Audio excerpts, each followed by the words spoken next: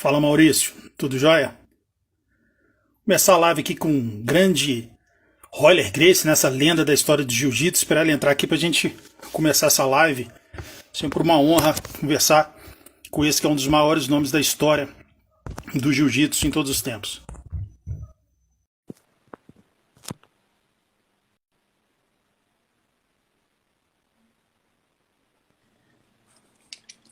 Mestre, agora é pra valer, hein? Boa. Grande Floresto. Como é que você tá, irmão? Tudo bem? Tudo jóia, campeão? Pô, antes de tudo, sempre uma honra conversar com você. É muito difícil falar da família Gracie, que há tantos nomes, né? Geralmente, você tem uma família que tem só o Messi. Qual o maior jogador da história da família? É o Messi. Agora, a sua família tem mais de 50 Messis, então é difícil, né?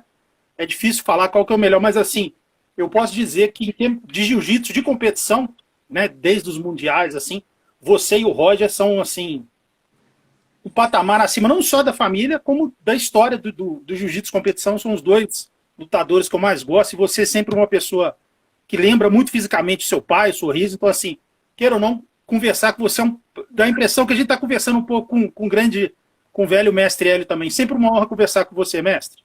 Prazer meu, irmão. Só espero que você não me estrangule nessa conversa. Impossível, impossível. Essa vai ser suave, você vai gostar. Vamos lá, então. Vamos cair dentro aí, que é o que a gente gosta de fazer. Já estou A aquecido. gente, a gente não precisa nem de te apresentar, né? Existem pessoas que, como você, tetracampeão mundial de jiu-jitsu, tricampeão da DCC, campeão pan-americano, membro da família Gracie, um dos maiores nomes da história do jiu-jitsu e também um dos grandes mestres, um grande professor, um grande formador de homens. Primeira coisa que eu gostaria de te perguntar, a gente sabe da história da sua família, começou com o patriarca de todos, que é o seu tio Carlos. E ele começou com esse negócio dos nomes, né, o Kai, o R, que é um dos nomes fortes, Horion, Helson, aquela coisa que dá, né, Royler, Renzo, enfim. Mas ele escolheu só os primeiros nomes e deu a dica, ou todos os filhos, por exemplo, o seu pai chegava nele e falava, olha, vai nascer um menino. É ele que escolheu, por exemplo, ele escolheu o seu nome ou não. Ele só deu a dica, como é que era daqui para frente, o seu pai que foi colocando essa dúvida, eu tenho um pouco. Isso é realmente uma coisa bem interessante, essa tua pergunta, porque às vezes as pessoas me perguntam, falam, pô, como é que surgiu isso? Na verdade, o meu tio Carlos, ele é de setembro, 14 de setembro de 1902, de Belém, né? É 10 anos mais velho que o meu pai. O meu pai é de outubro de 1913. Então, a diferença é grande. Realmente o patriarca da família, foi quem começou tudo, deu o pontapé inicial, né? O velho, talvez o meu pai, foi com quem eu tive mais acesso, foi com quem eu treinei mais, eu lutei mais. Mas o meu pai, toda vez que precisava de qualquer informação, ele ia no Carlos, que era o cara, era o mentor da família, realmente. E essa ideia dos nomes serem diferentes, na época que o meu tio falava o seguinte, o nome ser diferente, ele não sofre influência de nenhum outro nome. Ser diferente e ser com as letras R e K, que é o que a gente mais usa, que são letras fortes no alfabeto. Então, e o C também, depois começou a botar o C também. Enfim, isso tudo é um estudo que o velho fazia e que deu certo. E a família Gracie tem uns nomes diferentes, né? Mas no final deu tudo certo. E realmente são pessoas de muita personalidade. Eu vejo todos os meus irmãos, os meus primos, são tudo de personalidades muito fortes. Eu não sei se por causa do nome, mas pelo que ele falava na época, a gente meio que assumia isso e a gente entendia dessa forma. Realmente é uma coisa que provavelmente ajudou na nossa formação, porque você tem um nome forte que ninguém tem um nome igual, né? E de uma personalidade forte. Eu sempre escutei isso dentro de casa. Isso aí, na verdade, não era ele que criava os nomes. A gente inventava os nomes e ele depois falava, isso aí tá bom e tal. Ajudava de toda forma. Mas era sempre com a letra R e com a letra K, na maioria das vezes. Interessante, né? Porque, por exemplo, vamos supor que você tem um filho, Royler Júnior, vamos supor. Aí, esse menino, todo mundo que conhecer ele vai falar, nossa, seu jiu-jitsu é maravilhoso igual ao do seu pai. O menino já vai crescer com aquela cobrança de ter que ter um jiu-jitsu igual ao seu. Agora, se ele chamar... Não vou ter nem mais filho, eu acho que eu não tenho mais, né? Porque eu tenho 4 filhas. São as 4 meninas, filhas né? maravilhosas. É a Raina, a Raíssa, a Rawane e a Harine. São todas com R. também, é seguindo a tradição. Então, uma coisa, né, uma coisa puxou a outra. E elas todas elas são personalidades diferentes, mas são com personalidades muito fortes também. Né? E a gente bate de frente, né, também. Aquele negócio. Não é por ser mulher, não vai deixar de ter uma personalidade. Né? Estão envolvidas indiretamente com o jiu-jitsu, já treinaram um pouquinho, não são competidoras, mas é aquele negócio do nome, né? O nome Gracie, eu acho, o sangue, eu não sei, mas traz uma personalidade muito forte. Muito legal isso. Com certeza. A gente sabe que, como você mesmo disse, a sua maior ligação, em termos de treinamento, não precisa nem te falar. Se eu não me engano, eu já tive a oportunidade de te entrevistar uma vez no canal MMA Debate, no YouTube, e se eu não me engano, você falou que nunca chegou a ver o mestre Carlos de kimono, ou você viu uma vez só. Então eu sei que essa parte de treino, você nunca teve nenhum treino com ele. Mas a gente sabe que ele era muito amigo do seu pai, né, um mentor, eles se amavam muito, eram muito amigos. E tinha alguma. Todo mundo sempre fala que quando estava com o Carlos sentia uma paz, que ele tinha aquele olhar de poeta, aquela coisa calma. Você tem alguma história sua com o Carlos? Tipo, o seu pai, final de semana, quando vocês eram crianças, ele levava vocês para visitá-lo, alguma coisa assim? Não, o meu pai sempre falava muito. Na verdade, eu vi ele de kimono, sim, mas de poucas vezes em reuniões de família. Às vezes tinha que tirar umas fotos e tal, ele estava de kimono. Mas na academia eu não me lembro de ter visto ele de kimono. O meu pai era o mais presente. Talvez por eu estar com ele e o lado dele, talvez eu tenha tido mais acesso a isso, né? Mas o velho Carlos era uma pessoa com uma personalidade muito forte também. O meu pai costumava dizer o que ele falava, ele fazia. Entendeu? Teve uma situação uma vez, cara, que eles foram para Abrolhos, para uma viagem de barco, e um cara parece que tentou se suicidar. Tentou se suicidar. E os marinheiros mandaram um bote para resgatar o cara. Só que esse lugar tem muito tubarão. E nem os marinheiros queriam botar a mão na água. E ficou o pessoal no convés do navio olhando, e o meu tio virou pro meu pai e falou: acho que tu devia ir lá salvar o cara. E o meu pai olhou para ele e falou: pô, e os tubarões? Ele falou: os tubarões não estão te vendo. Ele usou o termo na época, falou: os tubarões estão frisados. O meu pai falava aí muito isso. E a gente ficou assim, ele contava essa história. Aí falou: pô, não estão me vendo? Você acha que eu tenho que ir? Ele falou: tem que ir. Ele pulou na água, tirou a camisa, foi de short, de sunga, pulou na água, nadou, botou o cara dentro do bote e voltou. Nesse dia estava tendo uma garoazinha. Então, dizem que quando está chovendo um pouquinho, os tubarões não sabem o que está na superfície. Eles não ficam muito na superfície, eles ficam mais embaixo. Mas é um lugar que tem muito tubarão. Enfim, eles voltaram para o navio e o comandante botou os dois, o cara que tentou suicidar e o meu pai preso dentro do barco. E houve uma revolução dentro do barco, porque o meu pai foi salvar o cara.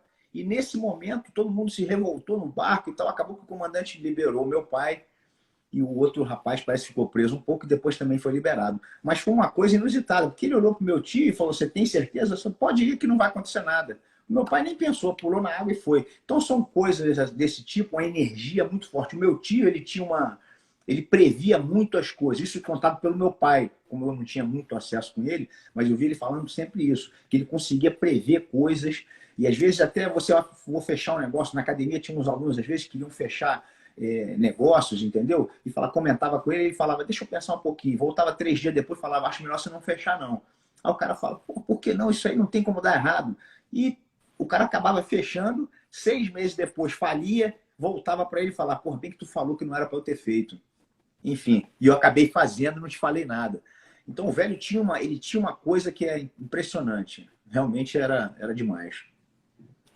Eu tive a oportunidade de entrevistar a Reila, né? A prima sua, filha do Mestre Carlos, ela contou algumas histórias também dessa coisa que ele tinha um sexto sentido, uma coisa assim, uma luz diferente mesmo.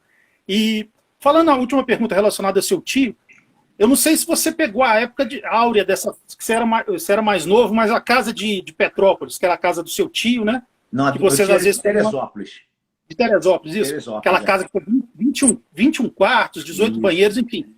E era aquele QG dos Gracie. Conta um pouco pra gente dessa fase. Você curtiu muito ou você já pegou ela mais no finalzinho? Eu peguei bem no final essa casa. Essa casa, na verdade, era realmente uma coisa gigantesca. Eram 22 quartos, 22 suítes.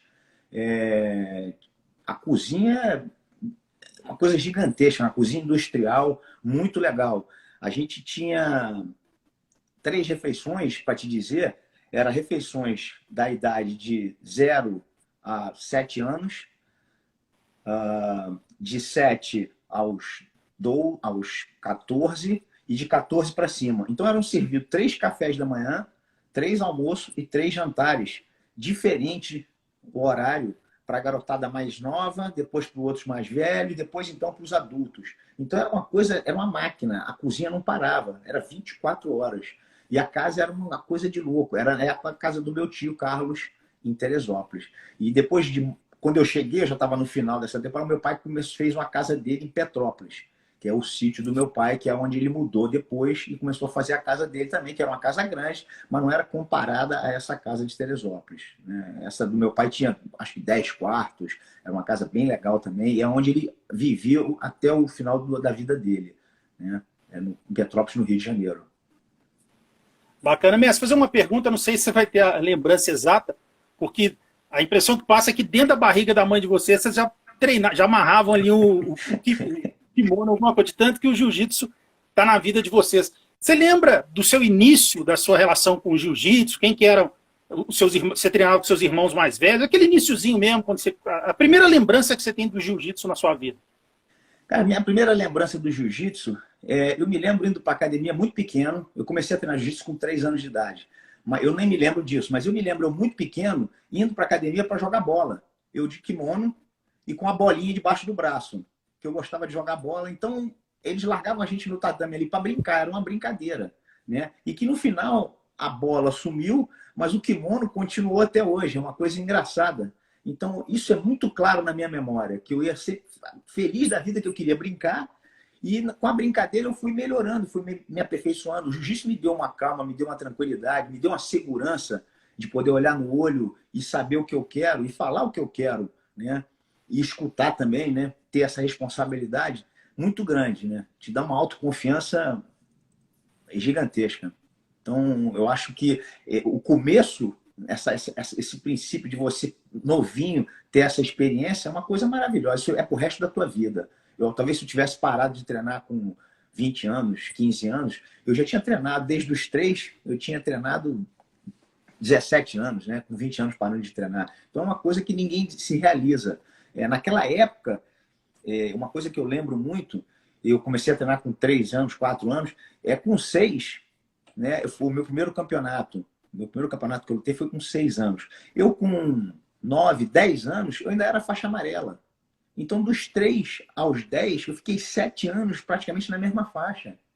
Não tinha esse negócio de mudar de faixa toda hora. Então, era uma coisa que você queria se divertir. Eu fiz muito jiu-jitsu me divertindo, como eu faço até hoje. Para mim é um prazer estar no tatame, para mim é um prazer estar dando aula. E é um divertimento. Eu estou sempre dando risada, contando piada. Porque é isso que a gente leva da vida, né?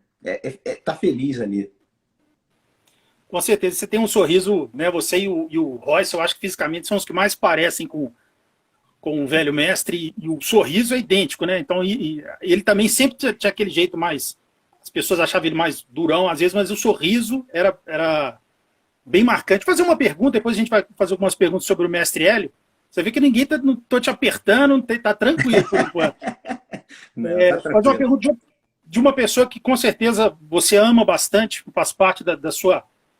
se você é esse gênio do jiu-jitsu, se deve muito a ter tido os treinos com ele, que é o Rollis, né? Todo mundo que fala, sem comparação aqui, eu não vou fazer nenhuma pergunta de quem é melhor, esse ou aquele, fala sobre ele mesmo, que depois eu vou falar do outro gênio que você também teve como mestre, que é o Rickson, mas eu vou fazer uma pergunta separada de cada um. Como que foi ter essa... você que é um privilegiado, que você foi diretamente aluno do mestre Hélio, do Rorion também, que todo mundo sabe que foi um grande professor, e é ainda um grande professor de jiu-jitsu, do Rollis e do Rickson, mas principalmente a sua formação é do Rollis e do Rickson. Conta o que o Rollis tinha, a pessoa dele principalmente, e também o que o jiu-jitsu dele tinha de tão diferenciado, porque a gente sabe que ele era levinho, mas ele tinha uma velocidade, uma coisa surreal. O que o jiu-jitsu dele tinha de tão diferente, especial, e a pessoa dele? Bom, antes de chegar no Rollis, a gente tem que voltar no tempo, né? A gente tem o Carlos Gracie, né? A gente já falou que é o patriarca da família, depois veio o meu pai, o Hélio, né? Vem o Carson, vem o Carlos Robson, que hoje é vivo, hoje é o atual patriarca da família, é o Carlos Robson Gracie, é o pai do Renzo, né? Do Ralph.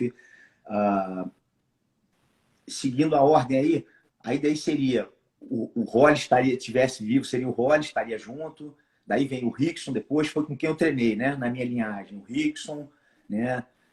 Com o Rorion também. Naquela época, o Rorion depois foi para os Estados Unidos, o Rickson. E daí eu comecei a ter a minha identidade. Então, os meus professores foram todos esses aí que eu te falei.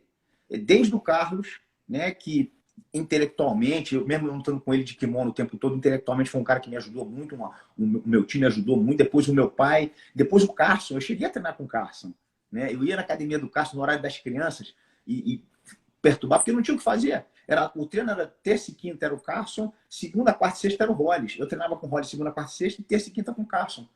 Eu não ficava em casa, minha mãe me chutava, botava pra rua, falava, vai pra academia, treinar pra fazer aqui. E eu gostava de ir para lá. Enfim, eu O ficava seu o dia ônibus inteiro na você academia. pegava, né, só te cortando, o seu ônibus, inclusive, é coincidência que ele te deixava na porta da academia, né? Não, tem isso também, né? Eu pegava um ônibus que era um circular, ele pegava, morava em Botafogo, ele pegava na porta de casa, ele me deixava na porta da academia. Na hora que eu saía da academia, eu pegava na porta da academia, ele fazia o circular e me deixava na porta de casa. Então era muito fácil.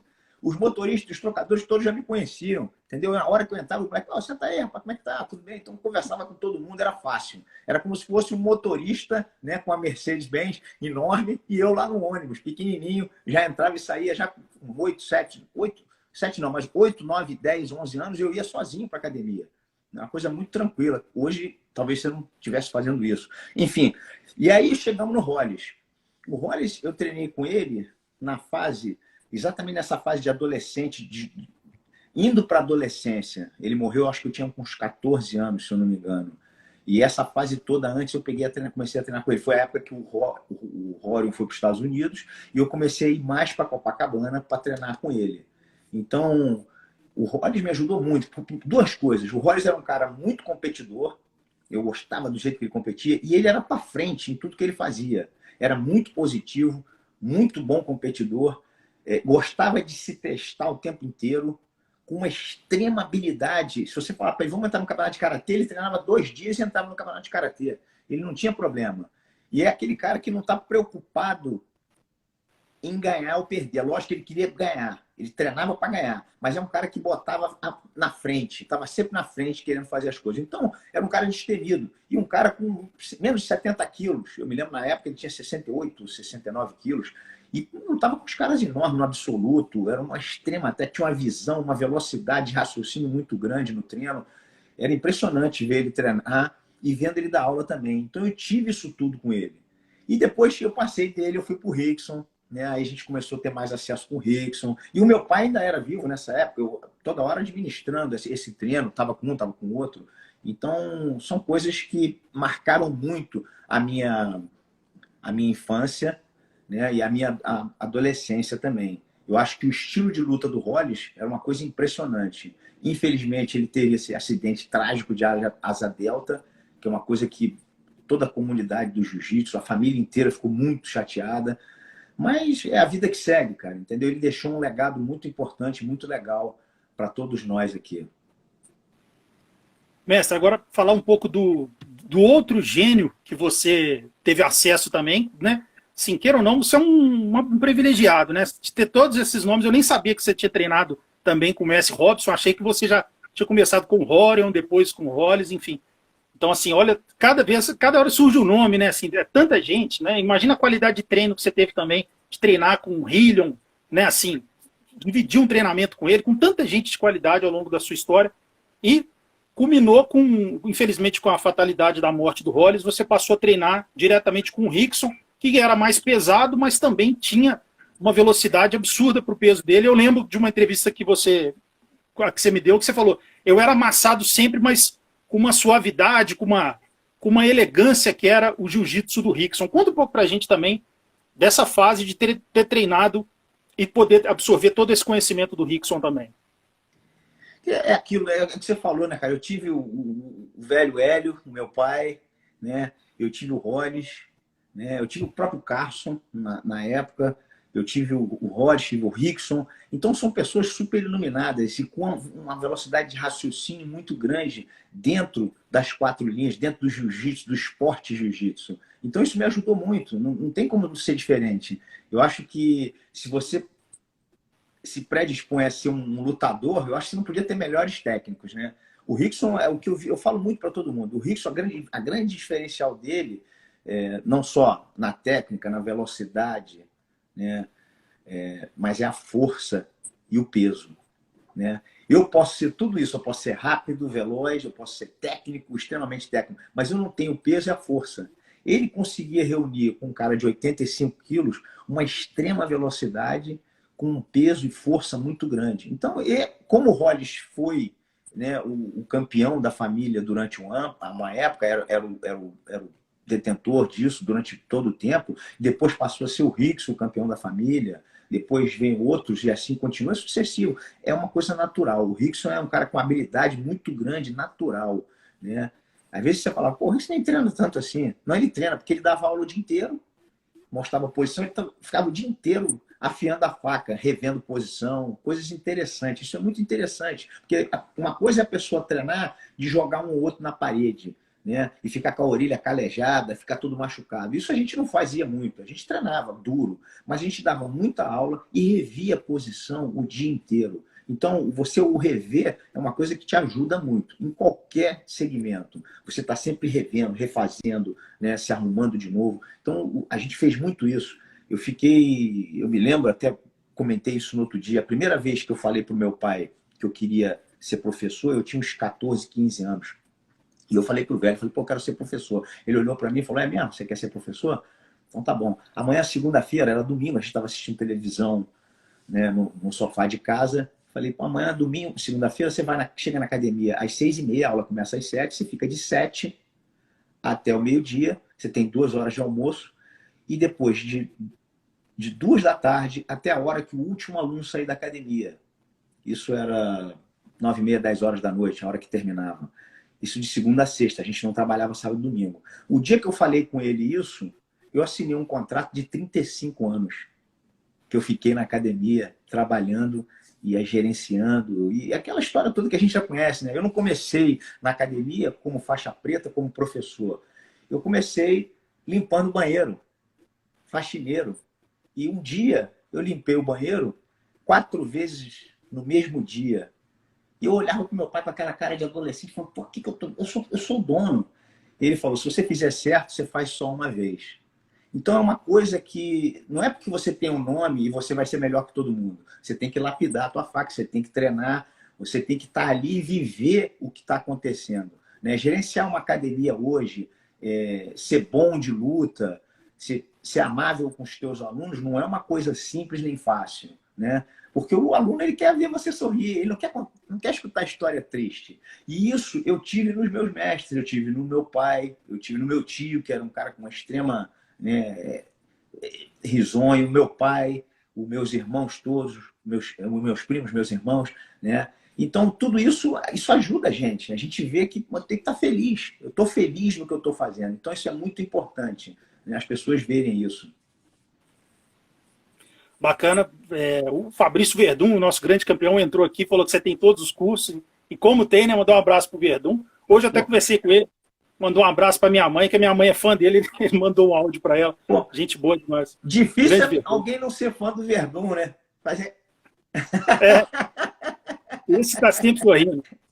E agradecer aqui o pessoal, né? Mais de 100 pessoas aqui na live. Vou deixar essa live salva aqui no @MMA Debate Oficial no Instagram, no IGTV, e vou colocá-la também no canal do YouTube, no canal MMA Debate. Espero que vocês estejam gostando, né? Sempre uma honra conversar com essa simpatia que é a lenda Royler Gracie. Fazer agora uma pergunta, falar especificamente do mestre, né? Do grande mestre Hélio Gracie. Como é que é para você fazer uma pergunta, você vai ter que refletir um pouco aí, talvez seja uma pergunta difícil. Nós aqui vemos o seu pai como um super-herói, como uma coisa diferente. Você vê ele como seu pai, como mestre. Como é que é para você isso? Você enxergando de fora, sabendo que o seu pai é um ícone, um herói para muita gente, tatuagem, aquela coisa toda. Você já deu alguma piração alguma vez? Caramba, por que eu fui escolhido de ser filho desse homem, de fazer parte dessa família? Você já passou alguma situação assim que você ficou refletindo? Caramba, todo mundo tem o meu pai como super-herói, e ele é meu pai, meu mestre, ele é uma pessoa, queira ou não, comum, mas o pessoal vê ele como um ícone, um mito. Como é que é isso para você? Como é que foi, ao longo da sua vida, lidar com isso? O velho foi sempre uma pessoa muito especial, viu? Para te falar a verdade, ele é, e até hoje é lembrado como um cara muito especial. Ele estava muito à frente no tempo dele. As coisas que ele falava, hoje a gente volta e meia se pega falando sozinho, repetindo o que ele fala. As minhas filhas mesmo falam, pô, pai, teu pai falava isso, não sei o quê e tal. Então é uma coisa engraçada, mas você acaba, né, assimilando as coisas, mesmo sem ter estado com ele, mas eu estava com ele o tempo inteiro, então eu tive muita oportunidade de escutar a história e estar com ele. O velho era especial, o que eu falei, estava à frente no tempo, era um cara, quando tinha que ser duro, ele era duro, né? Mas era um cara muito tranquilo, muito risonho, feliz também, correto, não gostava de covardia, né? Isso era uma coisa que ele não tolerava isso dentro de casa, né? Bullying, né? Como se fala hoje, ele não tolerava com ninguém, ele não gostava de ver o maior batendo o mais forte, o maior batendo no pequeno, entendeu? Mesmo dentro de casa, ele sempre chamava atenção. Então, ele estava sempre pelo correto, pelo certo. E eu acredito, o fato de eu ter nascido na família que eu nasci, é lógico que é um privilégio, mas a gente tem ligações de outras vidas, né, cara? Eu acho que nada acontece por acaso, em lugar nenhum, em hora nenhuma, né? A gente não conhece uma pessoa, a gente não fala com aquele ou aquele por um acaso. Tudo está linkado de alguma forma. Então, por alguma razão, eu acho que eu já escutei isso ele falando disso também, que acredito muito em reencarnação, e que ele trouxe toda a família dele de uma outra vida. E os filhos, que não eram filhos, talvez eram irmãos, o pai, que talvez era um outro pai, mas veio todo mundo junto com ele. Então, a gente já escutou isso na família e provavelmente isso pode ter acontecido, né? A família já vem junto em gerações, em reencarnações, eu acredito. Não só os irmãos e os primos, mas as pessoas que estão à nossa volta, que isso é um legado, é um exército, né, de pessoas que sempre lidam com a gente, que estão com a gente, que gostam do esporte, que gostam da alimentação que a gente faz hoje, né? E do mais importante que eu acho que é você ser o correto, entendeu? Eu não querer ser melhor do que ninguém. Eu não quero ser melhor do que ninguém, eu acho que nem você é melhor do que ninguém, mas é a gente poder estar pelo certo e o certo é o certo, né? Não fazer coisa errada, tentar o mínimo fazer coisas erradas. Então, essa é uma coisa que eu herdei muito do meu pai. Ele era muito correto, entendeu? Nesse sentido. O velho era especial. Com certeza. Mestre, fazer uma pergunta que eu fiz quando eu entrevistei seu irmão Royce, perguntando sobre. Todo mundo sempre fala, e realmente, esse exemplo que você deu de limpar o banheiro 4 vezes, que o grande mestre ele era disciplinador, exigente, mas é algo para o crescimento da pessoa, algo que seria algo que a pessoa ia carregar para sempre como algo positivo, uma pessoa disciplinada, uma pessoa correta, uma pessoa que, é, que tem essa disciplina para a vida que pode ser usada sempre. Aí ele até contou um caso, falou assim, mas o papai era disciplinador, mas ele sorria muito, sempre sorrindo, era contador de casos também, muito engraçado. E só que ele falou assim, eu e os meus irmãos, a gente tinha uma coisa assim, a gente não gostava de falar não para ele nunca. O olhar dele a gente sabia, quando ele olhava de um jeito a gente sabia o que ele queria. Aí uma vez ele falou assim, o papai às vezes fazia um teste, tipo um teste de valentia, uma coisa assim. Aí uma vez ele tava com o Royce contando, tava com aquele teaser, né, com aquele aparelhinho de dar choque. Aí ele falou que deram esse aparelho para ele e ele ficou lá, ficava brincando lá. Aí um dia ele falou, meu filho, me dá seu braço aqui. Aí o Royce, na hora deu o braço para ele, vou te dar um choque agora. Aí, tudo bem, pai.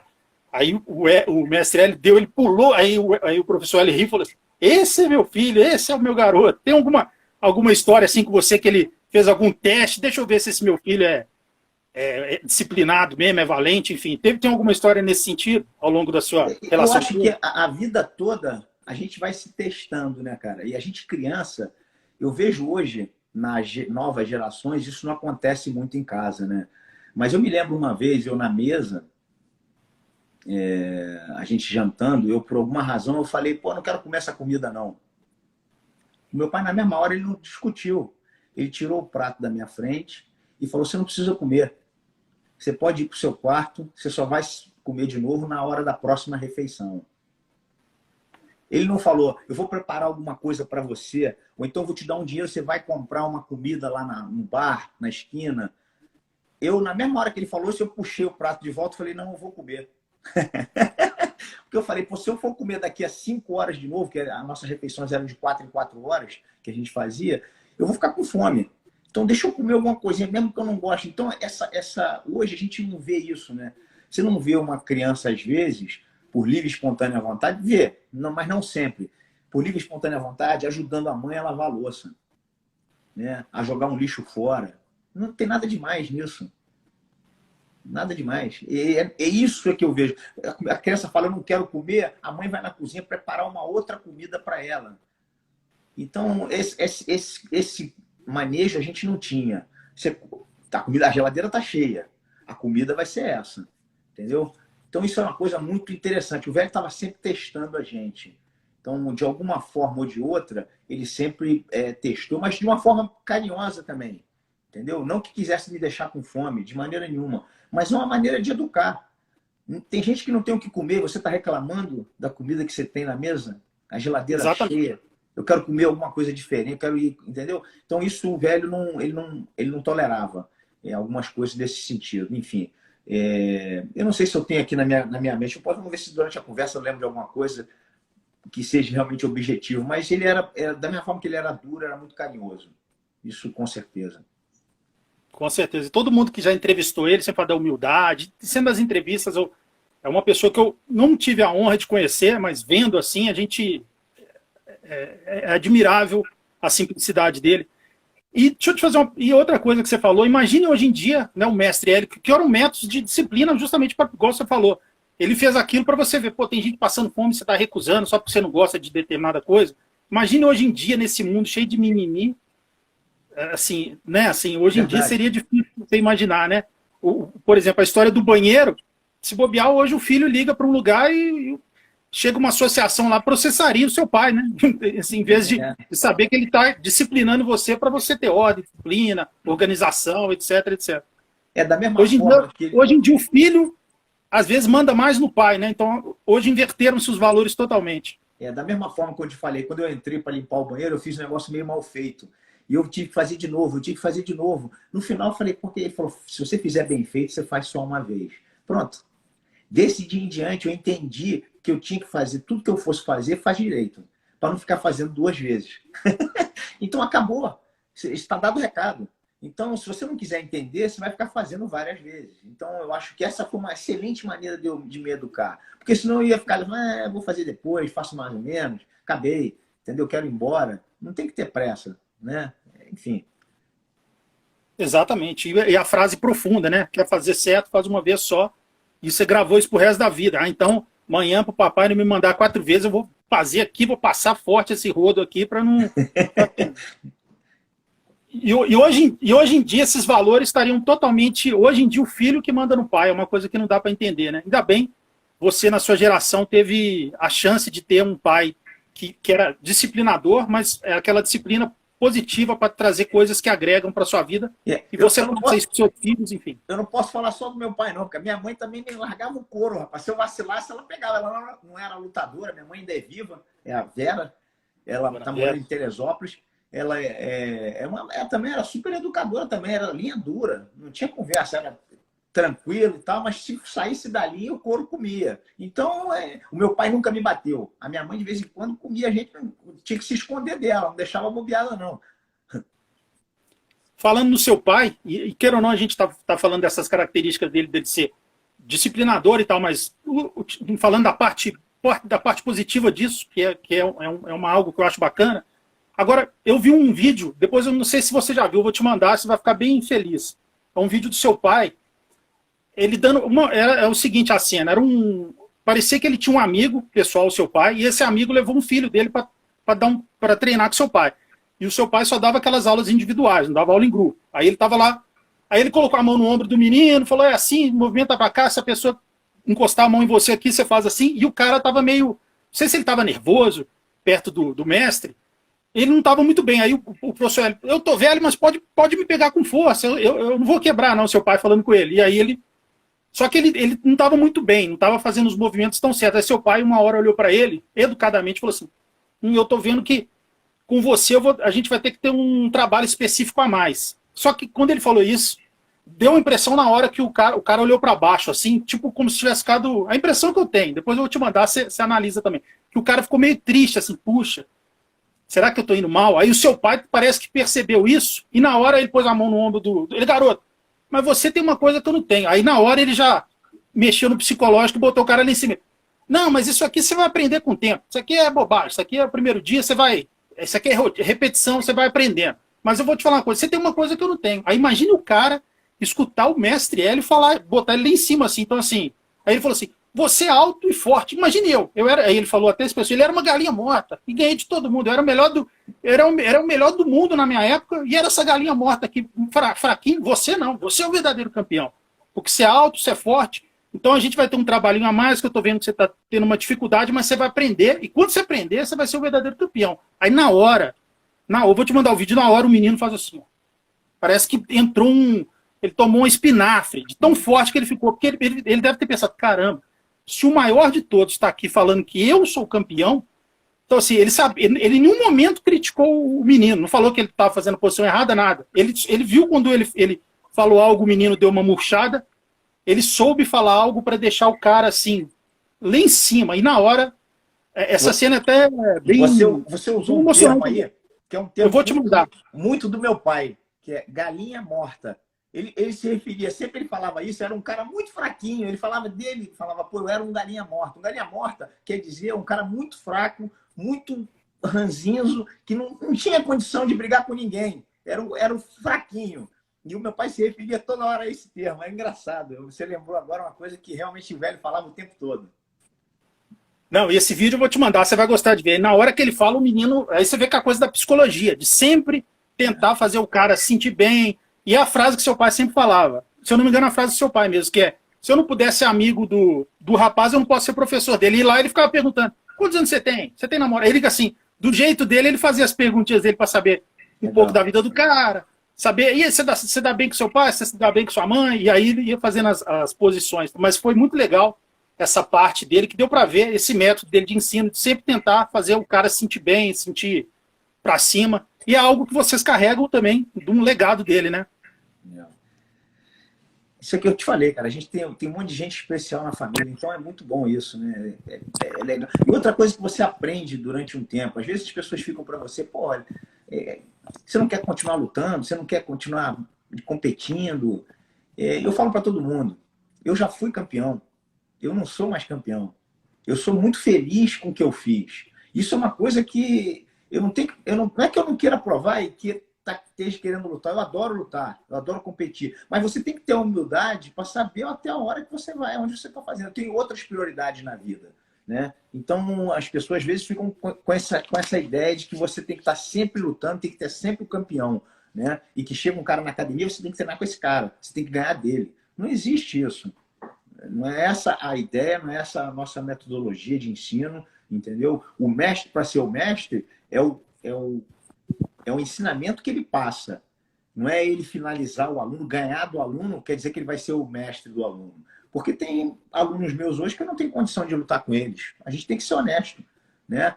Mas eu tenho condição de ensinar eles e fazer com que eles peguem um caminho muito mais curto, com um atalho muito mais rápido do que eles fariam na idade deles. Então, essa é a ideia do mestre, e ter essa convicção, essa segurança. Era o que meu pai já passava para a gente, é o que a gente tenta hoje passar. E tirar isso da tua cabeça de falar, pô, eu sou o campeão. Não, você não é mais o campeão. Eu já fui campeão. Eu não quero nunca ter que me comparar à garotada de hoje, que é da minha categoria. Os garotos voam baixo. Eu falo isso toda hora, entendeu? Porque esse é um assunto que toda hora as pessoas trazem à tona. Falam, pô, o que você acha de você lutar com fulano de tal? Como é que seria? Eu não sei como é que seria. Na minha época, eu era o campeão. Agora eu não sou mais. Eu não estou mais na minha época. Eu estou em outras prioridades. Então, eu acho que o jiu-jitsu me deu muito essa confiança de saber o que eu quero e a hora que eu quero, né? Eu não estou buscando isso, eu não estou querendo ser o campeão ainda, eu não estou querendo mostrar quem eu sou. Eu tenho a humildade de saber quem eu sou e aonde eu estou, o que eu quero, né? Eu quero poder muito pegar onda, né? Correr na praia. Hoje, o meu dia hoje é isso. Eu acordo de manhã, vou dar uma corrida na areia, volto para casa às vezes, trabalho um pouco no computador, vejo o pessoal das minhas associações no mundo inteiro que eu tenho, converso com um com o outro. De tarde eu vou para a academia, dou um treino. Agora, no momento, não estou treinando muito, que está, né, tá um pouco mais limitado. mas se tiver um surf, eu pego um surf, entendeu? Eu tento fazer uma viagem uma vez ou duas por ano para pegar uma onda, para a cabeça dar uma esfriada. Procuro estar o máximo de tempo com a minha família, com as minhas filhas, que está cada uma num canto também. A Jebe está me vendo aí também. Então, é complicado. Você acaba, no final da tua vida, você vai ficando cada vez mais sozinho, mas você sabe quem você foi. Você não precisa ficar com medo de olhar para trás. Então, isso o jiu-jitsu te dá, essa confiança, o jiu-jitsu sempre te deu. É muito legal isso, né, cara? Mestre, até agora eu não te apertei, não, né? Vou fazer Vamos uma lá, aqui. rapaz, que apertou o quê? Fazer, mas é tranquila, sobre seu pai, mas vou te apertar no sentido que você vai ter que pensar bem. E não vale dar a mesma resposta do Royce, hein? Vamos lá. A regra é essa. Eu fiz quando eu entrevistei seu irmão pro YouTube, canal MMA Debate, eu perguntei, Royce, se o seu pai aparecesse na sua frente, ele ficou até emocionado assim na resposta dele. Se o seu pai aparecesse na sua frente agora, você tem 30 segundos, 1 minuto para conversar com ele. Você vai falar alguma coisa, depois ele vai desaparecer de novo. O que você falaria para ele? Aí ele falou, rapaz, eu ia perguntar para ele assim, papai, esse caminho que eu estou seguindo é o caminho certo? Ele falou que seria essa pergunta, seria uma pergunta que ele ia fazer para o pai dele. Você, o que você falaria para ele? Ou o que você perguntaria para ele, enfim? Pô, primeiro eu ia agradecer a ele por ter me trago na família dele, né? E ter a oportunidade e o acesso que eu tenho a essa arte maravilhosa que é o jiu-jitsu, cara. Que eu tomo café, almoço e janto, né, todo dia. E no meio das refeições eu ainda falo de jiu-jitsu. Então é uma coisa que eu gosto. Que muitas vezes a gente acha que é trabalho, mas para mim é um trabalho, mas é um trabalho divertido, é gostoso. Então eu acho que eu teria um momento de agradecimento. E não só agradecer dele ter me trago com ele e me deixado ficar na família, mas de ter me dado o acesso que eu tenho a toda essa informação, não só dele, mas dos meus primos, do meu tio, todas as pessoas que estão com a gente, inclusive dos alunos hoje que acabam ajudando a gente a melhorar o nosso jiu-jitsu. Isso é uma coisa muito legal. É só agradecimento. O velho é que eu te falei, é especial, estava à frente no tempo. Agradecer, eu acho que é isso que eu ia falar. Dar um abraço nele e agradecer, porque, pô, realmente, eu acho que no caminho certo a gente está.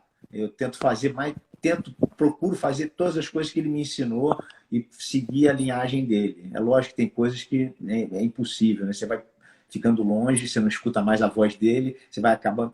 Aí de vez em quando você volta de novo. Mas é assim que funciona. Eu espero que esteja no caminho certo, como o Royce falou. Mestre, fazer uma pergunta que eu fiz uma curiosidade pessoal que eu tenho de pessoas desse seu nível de graduação. A gente sabe que, em termos de graduação, existem até o Horan, pessoas que, em termos de graduação dentro do jiu-jitsu, estão, até pela idade, por tudo, estão acima de você, né? Faixa vermelha e tal. Agora, eu perguntei para o Pedro Valente, até ele te citou muito na entrevista, da relação excelente que vocês têm, e ele falou que, às vezes, quando eu perguntei para ele, o mestre Hélio foi o seu mestre. Então, qualquer dúvida que você tinha, qualquer nó que você tivesse que desatar, era com ele. Aquelas perguntas de jiu-jitsu mesmo, não, quando alguém faz aqui, o que eu tenho que fazer, enfim. Aí ele falou que uma das últimas vezes que ele perguntou para o mestre Hélio, o professor falou para ele assim, para quem que eu vou perguntar a partir de... Um dia que você não estiver mais aqui, para quem que eu vou perguntar? Aí ele, Pedrinho, a resposta você vai encontrar dentro de você, você vai refletir muito, você vai achar. E ele ficou pensando aquilo, mas aí depois ele falou que quando ele tem alguma dúvida, às vezes ele conversa com você, com você mesmo, olha. Aí eu queria perguntar para você, quando aparece, apesar de ter, lógico, os irmãos mais velhos, teoricamente, né, são mais graduados, mas você é um cara que chegou num nível de jiu-jitsu excepcional e para grande, eu tenho certeza que a maioria das perguntas você consegue desatar o nó. Mas quando você não consegue desatar o nó, a quem que uma pessoa do seu nível de conhecimento recorre? Rapaz, eu acho que eu vou ser um pouco mais simples e objetivo nessa tua pergunta. Eu acho que os nós são desatados, às vezes, com pessoas que estão do teu lado e não necessariamente que eles tenham um nível maior do que o teu. Eles podem ser até menos graduados. Podem ser alunos, podem ser professores teus representantes. Eu tenho aqui acesso a alguns deles, né, em San Diego, que são algumas academias filiadas, e eu estou com eles sempre. E a gente sempre bate papo. E às vezes no bate-papo, na conversa, uma coisa esclarece a outra. Então eu procuro peneirar muito o que eu quero para mim, é lógico, uma coisa objetiva de técnica de jiu-jitsu. Às vezes o cara com a faixa menos graduada, ele consegue dar uma resposta muito boa. E não quer dizer porque eu tenho uma graduação maior, eu sou melhor que o cara. Eu não vejo dessa forma. Né? É lógico que eu converso muito com o Royce, com o Rickson, toda vez a gente troca ideia a respeito de futuros projetos e tal, mas eu converso muito com os meus alunos aqui, cara. Eu tenho aí o Fabrício Moranga, eu tenho o Regis, eu tenho a Letícia, né? Eu tenho um pessoal que dá aula aqui, tem o Omar Salum, né? Tem uma série de pessoas. Se eu começar a falar nome, eu vou esquecer, mas a gente tem muito, tem o Bruno Pano na Austrália, tem o Marcos Nevel, né? Tem uma série de pessoas que estão linkadas com a gente, que não necessariamente são mais graduados, mas chegaram a um nível que tem condição da gente trocar essa ideia. E mesmo sendo um faixa branca, como eu te falei, às vezes ele tira o nó com facilidade também, e você fala, pô, podia ter sido assim, eu não estava prestando atenção. Então, a minha mente ela é aberta para esse tipo de conversa. Eu sou, ser sincero, eu sou franco nisso aí. Eu não procuro me ver como mais graduado. Porque se eu começar a fazer isso, eu vou começar a ver as pessoas de cima, e eu não gosto disso. Entendeu? Eu acho uma maneira feia de você fazer a coisa. É o que eu te falei, eu já fui competidor, eu não sou mais. Eu já fui campeão, eu não sou mais. Então, isso eu tenho clareza em mim, eu sou tranquilo com isso. Eu não tenho nenhum problema de falar isso. As pessoas podem falar, pô, grande campeão. Eu fui grande campeão, mas eu não sou mais. Então, isso é muito legal. Né? Você está ciente do que você fez e não querer ser o que você não foi. Então, é essa maneira que eu vejo. O faixa branca tira os nós com a mesma facilidade também. Bacana. Resposta. Essa é a resposta de um mestre, né? Resposta excepcional. E eu imaginava que sua resposta seria mais ou menos. Eu acho que até a resposta que o mestre Hélio deu para o Pedro, né? Que a resposta muitas vezes está dentro de você, já é uma resposta também de profunda reflexão, de profunda humildade. Mestre, falar de um momento que eu sempre achei marcante, que eu via, você novo, e você, o Rickson, mais velho que você, e um dos seus mestres, mas naqueles eventos de Vale Tudo que ele fez no Japão, enfim, ali no 95, você lá no corner dele como, não vou dizer que você era o head coach, o treinador dele, mas ali uma pessoa que estava ajudando, que ele tinha confiança de passar para ele, né, falar que olha, é assim, tá errado, vai para esse lado, enfim. Como que era para você estar no corner, né, e ajudando diretamente, tendo a confiança total de uma pessoa que tinha um jiu-jitsu magnífico como era o Rickson? Você vê que, olha só como é que as coisas se inverteram agora. O Rickson sempre foi mais graduado, mais velho, e me pediu para ajudar ele, ficar no corner dele, né? Quando ele me chamou para ficar no corner, eu imediatamente falei, eu vou lá como irmão. E realmente eu fui como irmão, que eu tô abaixo dele, né? Mas aos poucos você vai se chegando e você consegue ter uma visão do lado de fora que o cara que está dentro das quatro linhas às vezes não tem. Então eu dava uns palpites, eu tinha uma visão muito rápida, eu talvez ainda tenha, de conseguir ver as coisas que o outro não está vendo. Você de fora é mais fácil ainda. Então, o Rickson, ele aceitou isso de uma maneira muito tranquila também. E tudo que eu falava, ele fazia.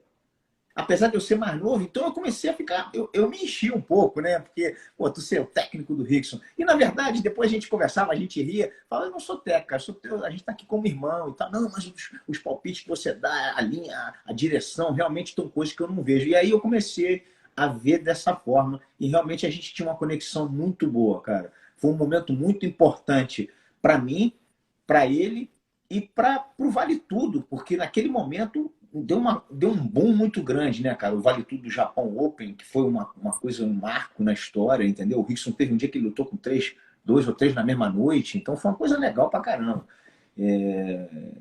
A gente já sabia do potencial do Rickson, mas luta é luta, né, cara? Tudo pode acontecer. É uma coisa que não dá pra gente prever. Né? Você pode tomar um nocaute e cair. Então existe uma preocupação, existe entendeu? Apesar de toda a sabedoria, de todo o conhecimento, né, e de todo o treinamento que se teve, né, e você no corner, se acontece alguma coisa errada, tu fala, caramba, eu errei, né, porque eu que estou no corner, eu que tinha que ter dado a instrução, eu tinha que ter falado para não fazer isso.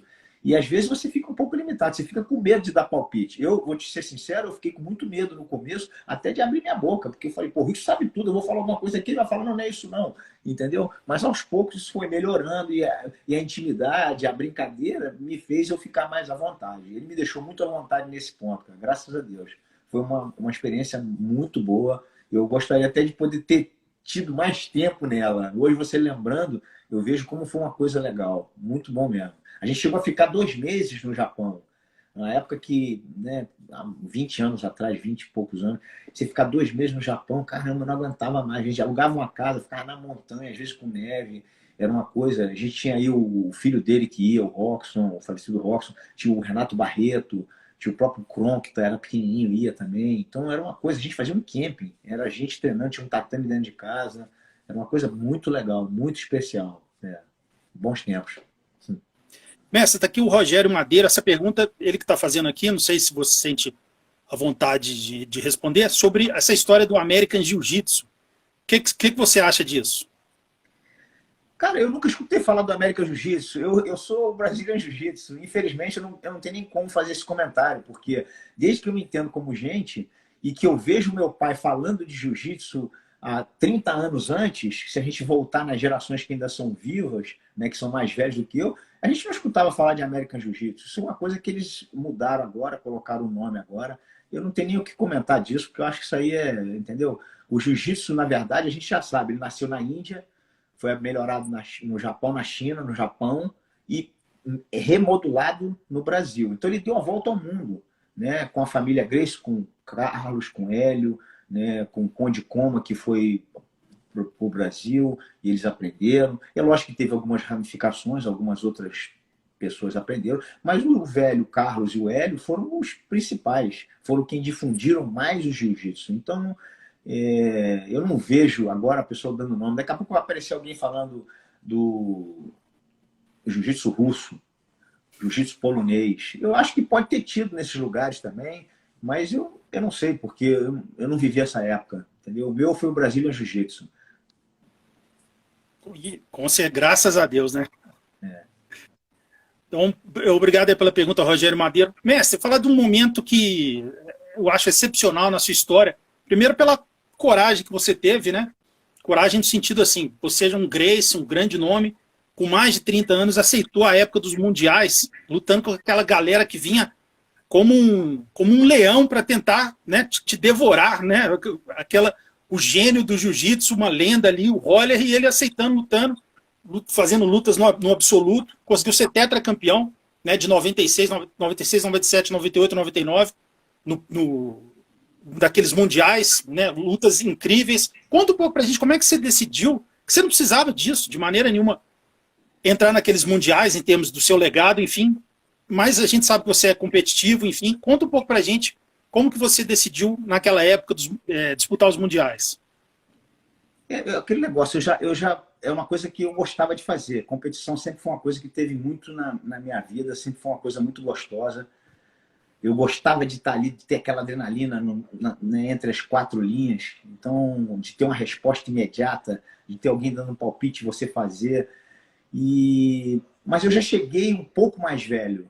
Né? Eu, quando disputei o meu primeiro Mundial, em 96, eu tinha 31 anos. Eu já era Master 2, sei lá, entendeu? Se fosse a gente ver hoje, eu já era Master 1, né? Então, eu já cheguei mais para a época que eu estava saindo do que para a época que eu estava chegando. Eu já estava mais que... Né? E é uma época que eu treinava muito, eu gostava de treinar. Eu acho que talvez eu estivesse no auge da minha forma, né? Com 31 anos. Então, foi uma coisa boa. Né? O primeiro Mundial em 96, depois 97...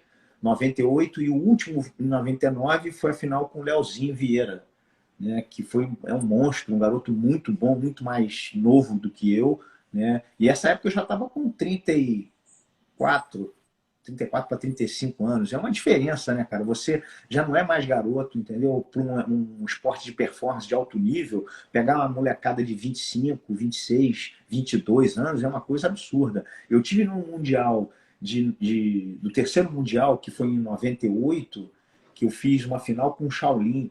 Eu com 33 anos, o Shaolin com 17, eu acho.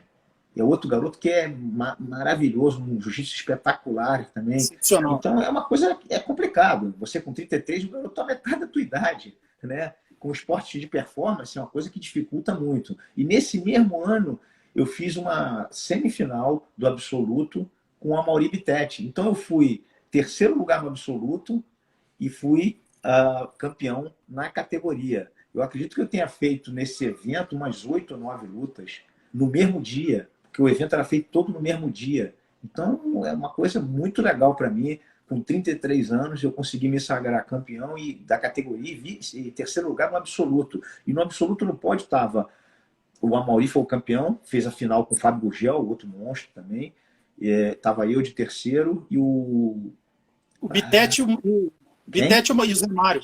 Bitete e o Zé Mário, eu acho. Zé Mário estava junto comigo, foi o terceiro, exatamente. O Zé Mário, eu e o Zé Mário, o terceiro, e o primeiro o Amaury e o segundo o Fábio Gurgel. Foi exatamente isso. Exatamente. Que chave, hein? Esse pódio é um pódio pesado, né, cara? Os caras tudo com 85 para cima e eu com 66, entendeu? 65 quilos. É uma diferença muito grande de peso. Então é um momento muito especial, esse momento do Mundial, esse treinamento. Eu me lembro que no primeiro Mundial eu tinha na minha academia umas 5 pessoas treinando. Era eu, o Paulo Coelho, o Saulo, o Kleber e o Renato Barreto. Eram nós 5 ali, a gente trancava tudo, começamos a treinar. No segundo Mundial, o pessoal escutou desse camping training que eu fiz, dessa preparação. Eu vi gente de tudo que é lugar do Brasil. A gente tinha umas 50 pessoas. Tinha muita gente de Manaus, pessoal muito bom de Manaus, de Belém que veio, né, do Ceará, né, do Rio, dos outros lugares do Rio. A gente juntou uma turma muito boa. No terceiro, a gente tinha 100 pessoas no tatame. Foi só aumentando. No quarto Mundial, que foi o último que eu disputei, tinham 150 pessoas. A gente tinha um tatame, que era na Tijuca, que era uma quadra de basquete toda de tatame. Você não conseguia ver o cara do outro lado para treinar. Era uma coisa impressionante, de tanta gente. E desses 100 pessoas, eu acho que 90 eram faixa preta. Então era muito bom o treino, um treino muito forte. O pessoal de Manaus vinha uma turma, a gente dava risada, era uma coisa muito divertida. Entendeu? Tinha um elevador na Tijuca, que o pessoal subia e o treino começava meio-dia. Então, o pessoal que chegava atrasado dava desculpa que o elevador quebrou. Aí eu falei, quem chegar atrasado a partir de amanhã vai ter que botar um kimono para ser sorteado no final do treino. No final do treino, a gente tinha uns 15 kimonos para ser sorteado, porque o pessoal chegava atrasado. Eu cheguei atrasado, mas não foi minha culpa, foi do elevador. Eu falei, meu irmão, chega mais cedo para subir de escada. Não sobe de elevador, ficar preso no elevador. Então, era uma coisa bem gostosa. Essa época do Mundial foi... Eu acho que talvez isso me fez eu treinar e estar junto com essa garotada toda que estava chegando, entendeu? E o pessoal... Porque eu, além de treinar, eu puxava o treino, que é uma outra coisa muito difícil também. Uma coisa é você ir lá treinar e ter alguém puxando o treino. Você puxar o treino e você treinar fica bem complicado, né? Eu tinha o Roker na época que também puxava uns treinos e às vezes eu ficava mais tranquilo. Eu diminuía o meu ritmo de aula. Eu fazia várias coisas que na época não eram normais, né? Eu cheguei a sair de casa, aluguei um apartamento para ficar sozinho durante um mês, entendeu? Para não ter que ficar em casa e me preocupando com coisas da casa, entendeu? Minhas filhas já eram pequenas ainda, né? Com 8, 9 anos, sei lá. Então, aquele negócio. A mulher que sofria com isso, porque tinha que tomar conta, tinha que se virar. E eu não queria saber. Eu queria me preocupar com os treinos.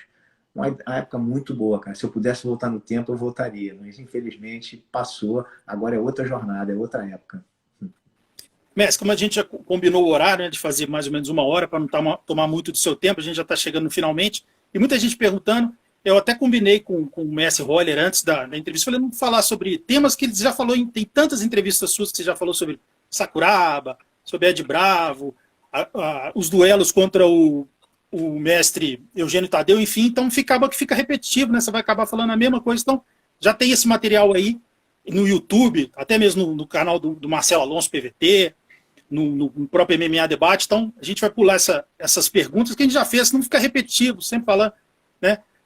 Fala de um outro esporte que você e todo o pessoal da família Gracie gosta bastante, que é o surf, né? Eu acho que também faz parte do modo de vida de vocês, né? E vou te fazer uma pergunta, antes de eu te perguntar o que é a importância do surf na sua vida, né? De qualidade de vida, enfim. De todos vocês lá do Helson, do Rickson, quem que seria no surf o mais graduado? Você seria faixa coral no surf também? Enfim, que o Helson disse faixa coral no surf. Que ele é o melhor. Você é esse? Pô, me livra dessa que eu vou apanhar do pessoal na praia. Nada. O Helson diz que ele é imbatível. Não. Quem? O Helson. O Helson não tem condição. Não dá. Vamos falar da família? Então tá. Da família eu sou o melhor. Pronto. Aí eu falo. Mas a gente ainda é. A gente faz isso como esporte. É uma válvula de escape muito grande. Eu acho que a mesma coisa que eu vejo no jiu-jitsu, eu vejo no surf. Quando você está treinando, você esquece os teus problemas, você esquece as suas preocupações. É uma meditação, é uma coisa, entendeu? Você não está preocupado com outras coisas. Eu acho que quando você está dentro d'água, pegando onda, é a mesma coisa. Você e a natureza é uma coisa muito gostosa. Você se extravasa, recupera as suas energias para as próximas 24, 48 horas. Eu digo a mesma coisa do jiu-jitsu, é bem parecido. Talvez por isso a gente tenha se linkado e tenha tido essa conexão muito grande com o surf, entendeu? Porque você está dentro d'água, você esquece o problema que você tem em casa, esquece as contas que você tem para pagar, né? As chateações com teus filhos, briga no escritório. Então, é a mesma coisa quando você está treinando. Aquele momento, 1 hora, 1 hora e meia, é o teu momento. E no jiu-jitsu é a mesma coisa. Então, por isso que eu fico muito tempo na academia, porque eu não quero ter problema, eu quero dar risada. E a mesma coisa no surf, né?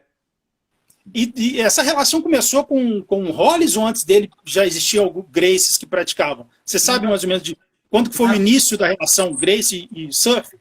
Para mim, o Rodgers sempre foi, mas o Helson também sempre foi. O Helson mais gostava de surf na família, né? E para mim, ela começou, cara, em Botafogo.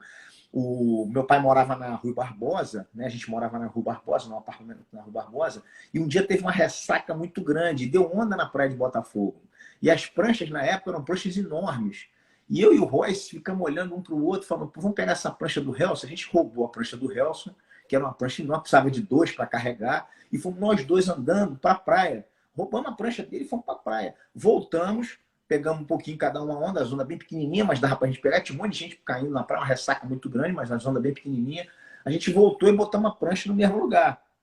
Aí quando voltou, ele chegou em casa e falou, moleque, vem cá os dois. Pegaram minha prancha? A gente falou, não, Helson, que pegamos tua prancha, cara? Falou, pegaram minha prancha assim. Aí eu falei, não, não pegamos não. Como é que tu sabe que a gente pegou tua prancha? Ele falou, a prancha está toda molhada e o porteiro denunciou vocês.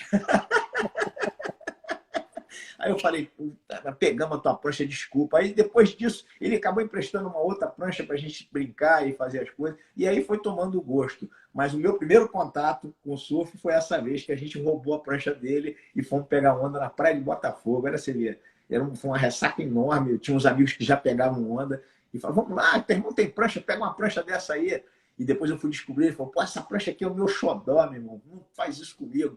E ele ficou danado da vida, tanto é que depois emprestou uma outra prancha, reclamou um pouco, mas não teve problema nenhum, a gente não quebrou a prancha. Mas para você ter ideia, precisavam de 2 para carregar a prancha, 2 pequenininhos de 8 anos para carregar a prancha até a praia. Engraçado.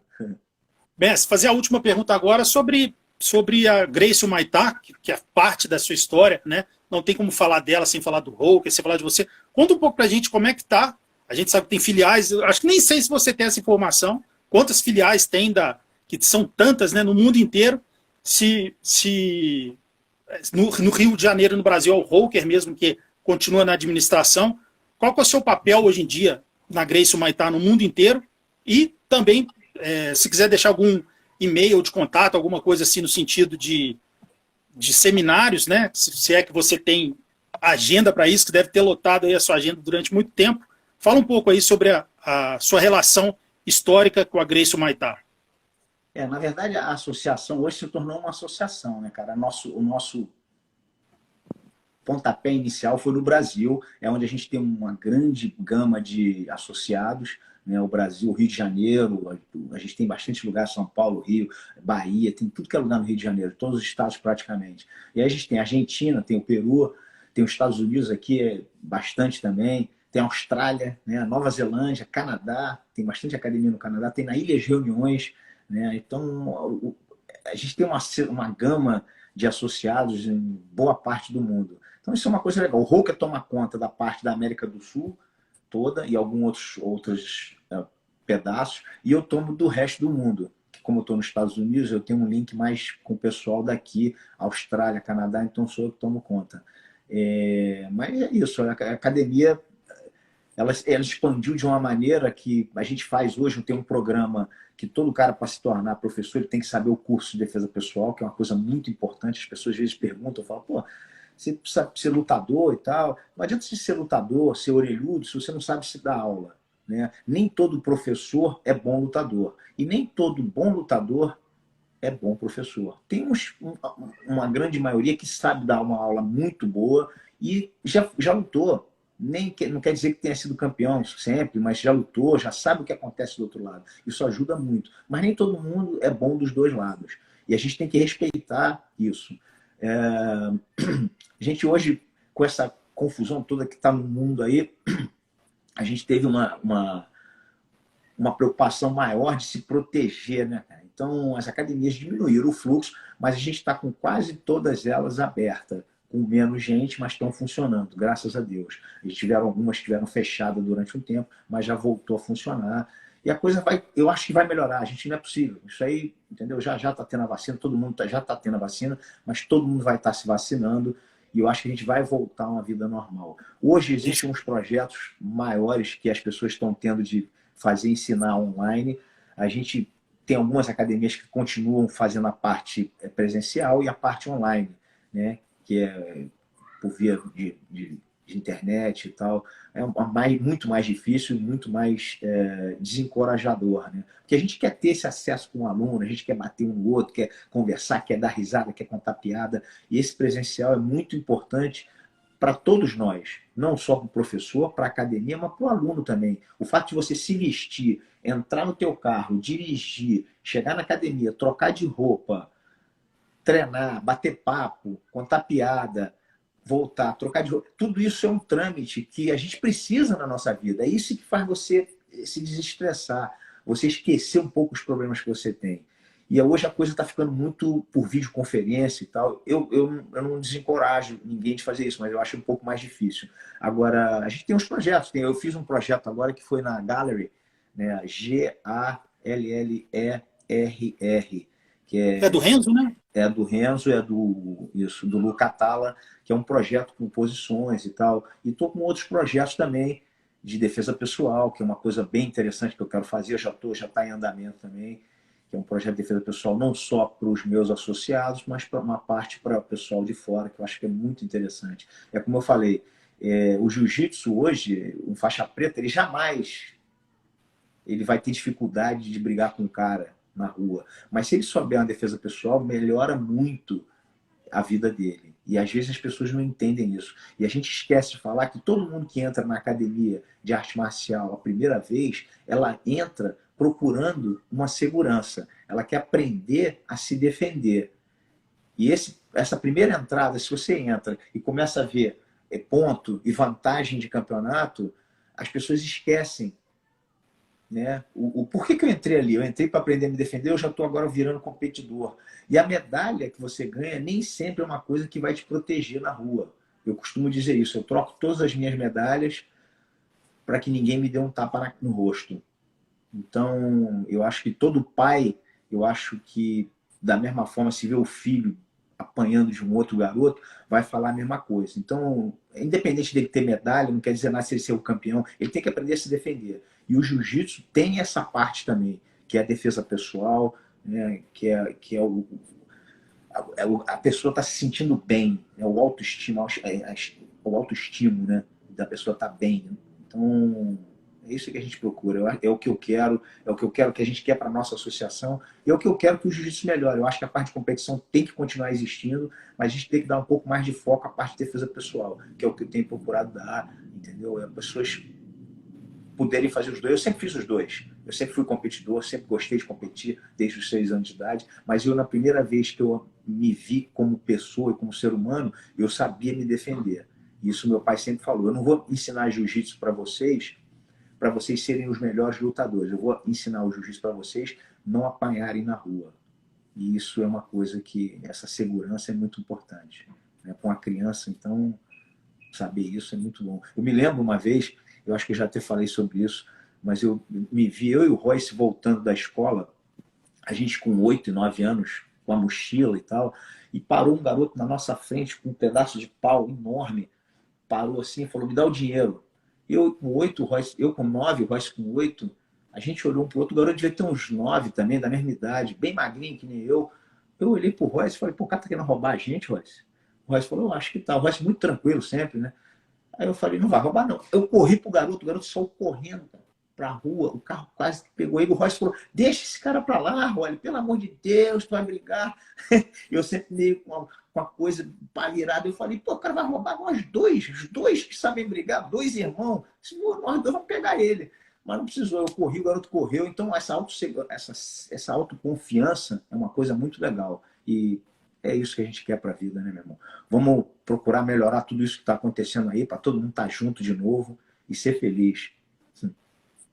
Ô, mestre, só tenho que te agradecer, né? A gente já está tentando fazer essa live há um tempinho, você muito ocupado com seus afazeres, a aula, as viagens, enfim. E uma aula, né? Tivemos que até ultrapassar um pouquinho do tempo que a gente tinha determinado. E foi uma aula, isso foi uma aula que a gente teve aqui com você, aula de humildade, aula sobre a história do jiu-jitsu. Espero que todos vocês que ficaram aqui com a gente dando audiência tenham gostado da live, das perguntas. Você viu que eu não te apertei, né? Foi bem tranquilo. Eu já estou me preparando psicologicamente para a próxima vez, pô. Essa daí você passou minha guarda no minuto e já me finalizou. Mas assim, no fundo do coração só tenho que te agradecer, sempre com esse sorrisão, uma pessoa humilde, igual a gente falou, você é um privilegiado de ter tido, né, beber da água mais pura da história do jiu-jitsu. Carlos Gracie, Hélio, Robson, Reison, seus irmãos, também Rickson, Hollis, Helson, Rorion, enfim, Royce, todo mundo, Roker, seus primos, olha a família que você teve. E o privilégio que é alguém que seja o seu aluno, né? Como eu não tive essa sorte, mas queira ou não, uma entrevista com você é uma aula também. Então, assim, eu só tenho que te agradecer e a humildade que você teve, né, nessa uma hora aqui de conversar com a gente só aprendeu. Uma honra, mestre. Meu irmão, só queria te agradecer. O prazer é meu estar com vocês. A gente poder ter feito isso, é o que você já estava me pedindo isso há um tempo também. Deixa eu fechar aqui. E foi um prazer, obrigado por eu ter nascido na família que eu nasci e ter os amigos que eu tenho, tive e tenho dentro da academia, que hoje é um legado muito legal, né? Todos os nossos representantes, alunos e amigos que não sejam ligados com o jiu-jitsu também, que eu tenho bastante gente, que é pô, legal pra caramba. Eu fico muito feliz do jiu-jitsu ter me dado essa família que eu tenho aí. Obrigado, gente. Floresto, um prazer enorme, meu irmão. Tamo junto aí. Tranquilo. Abraço. Vamos só falar com o pessoal e vamos deixar salvo aqui no IGTV do @MMA Debate Oficial e amanhã mesmo coloco no YouTube. Aí, o mestre, só te fazer o último pedido.